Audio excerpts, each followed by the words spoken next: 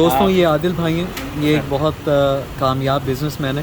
ان سے میں نے سوال پوچھا ہے کہ فیڈرل لیول پہ اگر میں این جی او کھولتا ہوں اسلام آباد میں جا کر تو کیا میں پروونشنل ایف پی آر کو لیٹر بھجوا کے ٹیلنٹ ٹاسک فورس کو ختم کروا سکتا ہوں جس نے کھولا ہے مجھے جلانے کے لیے. اب عادل بھائی جواب دیں گے. اچھا، اس میں ایسا ہوتا ہے سر کہ آپ ضروری نہیں ہوتا ہے کہ آپ فیڈرل میں ہی جا کے کھولیں گے تو ہی ایف بی آر آپ کو مانے گا. آپ لاہور میں بیٹھ کے اسی ایریا میں بیٹھ کے اپنی ایڈریس کے اوپر اپنی این جی او بنائیں، اس کو جو سوسائٹیز ایکٹ ہے اس کے اندر اس کو رجسٹرڈ کروائیں. اس میں آپ کو پرمیشن سے گزرنا ہوتا ہے. ایف آئی اے کی پرمیشن ضروری ہوتی ہے.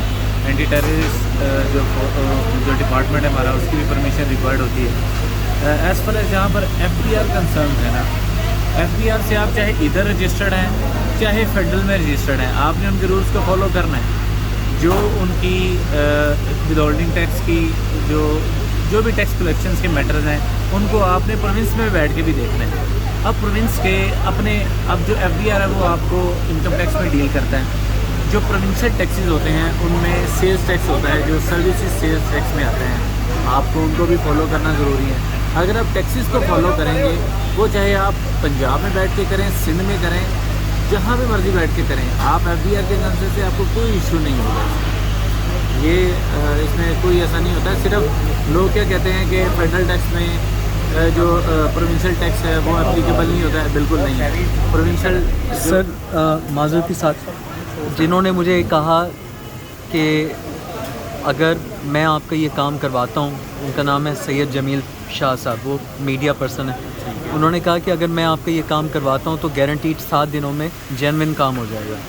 اگر 7 دنوں میں آپ کام چاہتے ہیں تو کم از کم آپ کا 1 لاکھ روپے لگ سکتا ہے، لیکن 1 لاکھ روپے سے کم لگے گا.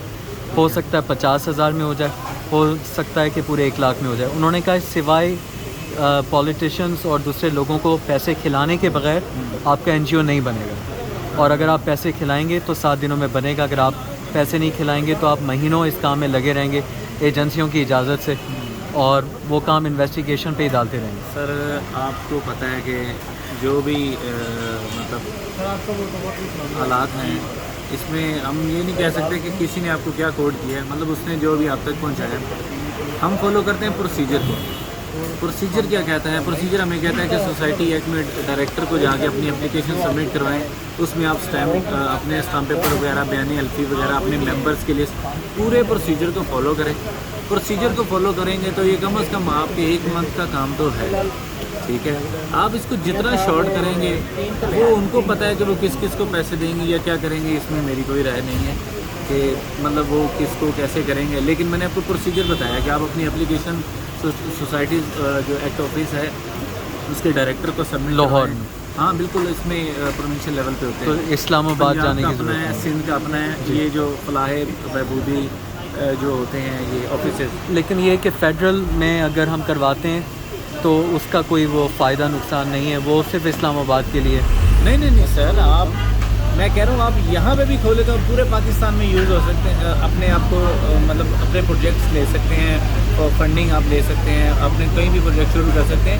یہ اسپیسیفکلی اسلام آباد کے لیے نہیں ہے کہ اسلام آباد میں ہوں گے تو ساری جگہ ہوں گے یا ادھر ہوں گے تو ساری جگہ نہیں ہے. آپ کہیں پہ بھی رجسٹرڈ ہو جائیں یا آپ پورے پاکستان میں آپریٹ کر سکتے ہیں. سر میں یہ ویڈیو بند کر دوں. سر آپ جیسے آپ چاہیں.